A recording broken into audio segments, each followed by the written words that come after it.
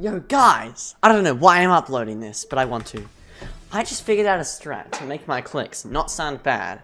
So, obviously, a keyboard has the flap things on the back, to, like, the stands. And so I just had the stands on, and then like my clicks sounded better with them. And then I had this thought, what if I only flick up one of the stands? And then my clicks sounded way better than they did before. This is no stands. And then this is both of them. And then this is only one.